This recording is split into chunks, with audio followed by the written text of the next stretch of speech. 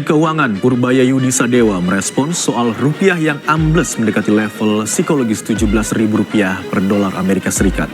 Jadi kita akan perbaikin semuanya, kita akan perbaiki sisi supply, sisi demand, ekonomi investasi, kebijakan moneter, kebijakan fiskal, sektor semuanya kita jalankan. 6% nggak terlalu sulit. Bukan kemarin, saya bilang kan dalam setahun. Menteri Keuangan Purbaya Yudi Sadewa merespons melemahnya nilai tukar rupiah yang kian mendekati level psikologis Rp17.000 per dolar Amerika Serikat. Ia menegaskan bahwa pemerintah akan membenahi semuanya secara menyeluruh. Dari sisi supply, sisi permintaan, iklim investasi, kebijakan moneter, kebijakan fiskal, hingga sektor-sektor strategis, seluruhnya akan dijalankan secara simultan. Target pertumbuhan ekonomi di kisaran 6%, menurutnya, bukan sesuatu yang sulit dicapai. Namun di saat pernyataan optimistis itu disampaikan, pasar justru menyuguhkan sebuah kontras yang mengusik. Ketika pasar saham Indonesia sedang berpesta, ketika IHSG mencetak rekor tertinggi sepanjang sejarah, ada satu alarm yang berbunyi pelan namun mengganggu. Rupiah justru melemah, tekanannya terasa nyata, dan inilah yang membuat banyak orang mulai gelisah, bahkan panik. Dalam logika sederhana, dua kondisi ini seharusnya tidak berjalan bersamaan. Ketika kepercayaan pasar tinggi, mata uang biasanya ikut menguat. Tapi hari ini, yang terjadi justru sebaliknya. Dari sinilah muncul sebuah pertanyaan yang terdengar sederhana, namun terasa mengkhawatirkan. Mengapa rupiah melemah justru saat IHSG sedang terbang tinggi? Di tengah situasi yang membingungkan ini, narasi ketakutan pun mulai bermunculan. Ada yang mengatakan modal asing kabur, ada pula yang menuding adanya serangan spekulan. Bahkan, tak sedikit yang mulai menyeret nama-nama besar dari mafia keuangan global hingga tokoh legendaris seperti Soros. Semua bercampur menjadi satu, membentuk kabut ketakutan yang semakin tebal. Padahal, dalam dunia keuangan, satu hal yang selalu menjadi musuh terbesar logika adalah kepanikan. Karena itu, sebelum kita ikut terseret arus ketakutan yang sama, ada baiknya kita berhenti sejenak, menarik napas dalam-dalam, lalu membedah apa yang sebenarnya terjadi dengan kepala dingin dan data yang rasional. Faktanya, dalam beberapa pekan terakhir memang terlihat jelas adanya pergerakan valuta asing yang cukup agresif keluar dari dalam negeri. Sejumlah pelaku pasar tampak terburu-buru menarik dana mereka dalam bentuk dolar ke luar negeri, dan pergerakan ini memberikan tekanan nyata terhadap nilai tukar rupiah. Ini bukan asumsi dan bukan pula opini. Ini tercermin langsung dari pergerakan pasar. Namun penting untuk dipahami, tekanan ini tidak muncul sendirian. Ia hadir bersamaan dengan pernyataan penting dari Purbaya, figur sentral dalam kebijakan moneter, yang justru tampil pasang badan dan menyampaikan optimisme bahwa kondisi ini akan kembali normal dalam waktu sekitar 2 minggu. Artinya cukup jelas, rupiah diproyeksikan akan kembali menguat terhadap dolar AS. Tentu saja pernyataan ini memicu pro dan kontra. Namun yang sering luput dari perhatian, optimisme tersebut tidak lahir dari ruang hampa. Logikanya sebenarnya cukup sederhana. Jika ekonomi Indonesia terus membaik, maka modal asing pada akhirnya akan kembali masuk. Ini bukan soal nasionalisme atau sentimen emosional, melainkan murni kalkulasi bisnis.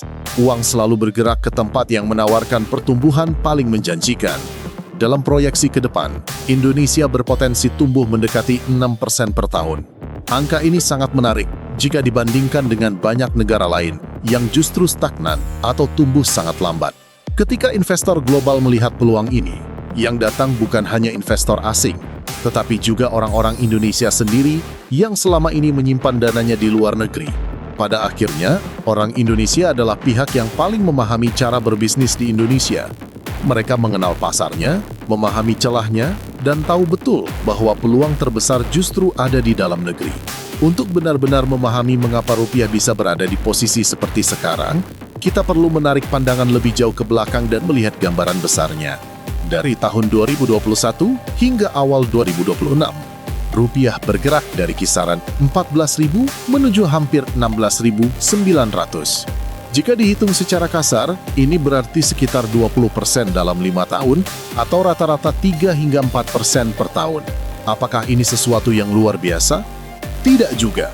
Bahkan pergerakan ini masih berada dalam koridor yang relatif wajar bagi mata uang negara berkembang. Satu-satunya anomali besar justru terjadi pada tahun 2022, ketika The Fed di Amerika Serikat menaikkan suku bunga secara agresif hingga menembus level 5%. Kenaikan ini menyedot dolar dari seluruh dunia kembali ke Amerika Serikat. Bukan hanya Indonesia yang terdampak, hampir semua negara berkembang merasakannya. Hari ini, kondisinya berbeda. Suku bunga The Fed relatif stabil dan cenderung ditahan karena inflasi di Amerika mulai menurun. Artinya, tekanan eksternal besar dari sisi kebijakan moneter global seperti beberapa tahun lalu kini tidak kita jumpai. Sekarang, mari kita lihat pasar saham, bagian yang seringkali justru dilupakan. IHSG yang berada di level tertinggi sepanjang sejarah bukan sekadar angka di layar, melainkan refleksi dari kepercayaan. Jika benar terjadi kepanikan besar, jika benar investor asing kabur karena takut, maka logikanya pasar saham akan rontok. Namun yang terjadi justru sebaliknya. Pasar saham melesat, fakta ini memberi sinyal kuat bahwa pelemahan rupiah saat ini tidak bersumber dari kepanikan di pasar ekuitas.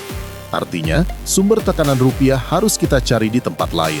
Disinilah kita masuk ke faktor yang sering diremehkan, padahal sangat menentukan, yaitu siklus tahunan. Setiap akhir tahun hingga awal tahun berikutnya, hampir selalu terjadi fenomena repatriasi modal. Investor, baik asing maupun domestik, mulai memanen capital gain dan dividen. Mereka menarik sebagian dana, mengonversinya ke dolar, lalu membawanya keluar. Ini adalah praktik yang sepenuhnya normal dalam dunia investasi, bukan aksi spekulatif nakal, apalagi konspirasi. Tahun ini, fenomena tersebut diperkuat oleh ekspektasi pembagian dividen yang besar, terutama dari saham-saham BUMN. Karena BUMN tidak lagi menyetor dividen ke negara seperti sebelumnya, pembagian dividen kepada pemegang saham diperkirakan jauh lebih menarik. Inilah yang membuat saham-saham BUMN diburu menjelang recording date. Dan inilah pula yang menjelaskan mengapa banyak investor asing justru memilih bertahan di saham, bukan keluar. Lalu, jika bukan dari pasar saham, dari mana sebenarnya tekanan terhadap rupiah berasal? Jawabannya ada pada satu area yang sering luput dari perhatian publik, yaitu pasar utang. Setiap kali sebuah negara mengalami defisit anggaran, hampir selalu mata uangnya berada di bawah tekanan. Alasannya sederhana, defisit berarti pemerintah harus berutang, dan berutang berarti menjual surat utang ke pasar. Investor global tentu akan membandingkan imbal hasil yang ditawarkan. Jika imbal hasil surat utang Indonesia tidak cukup menarik dibandingkan negara lain, atau bahkan dibandingkan obligasi Amerika Serikat, maka dana tidak akan masuk. Ketika devisa tidak masuk, sementara kebutuhan impor tetap berjalan, tekanan terhadap nilai tukar menjadi sulit dihindari. Masalahnya, ketika muncul sinyal bahwa defisit anggaran akan melebar, pasar bereaksi sangat cepat. Investor asing menjadi lebih defensif, sebagian melepas surat utang di pasar sekunder, sementara sebagian lainnya memilih menunggu lelang baru dengan imbal hasil yang lebih tinggi. Ini bukan serangan, ini adalah kalkulasi rasional. Dan karena momen ini bertepatan dengan musim penyesuaian portofolio akhir tahun, dampaknya terasa lebih kuat terhadap rupiah.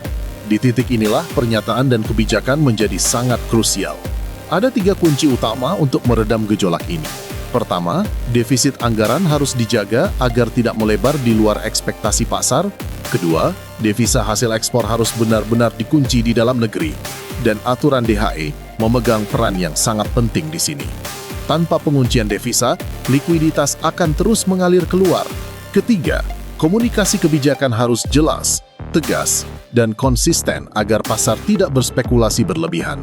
Jika semua ini kita rangkum, kesimpulannya sebenarnya cukup sederhana. Pelemahan rupiah yang terjadi saat ini masih berada dalam kategori normal dan masih dapat dijelaskan secara logis. Belum terlihat tanda-tanda serangan spekulatif besar, dan belum ada kepanikan sistemik.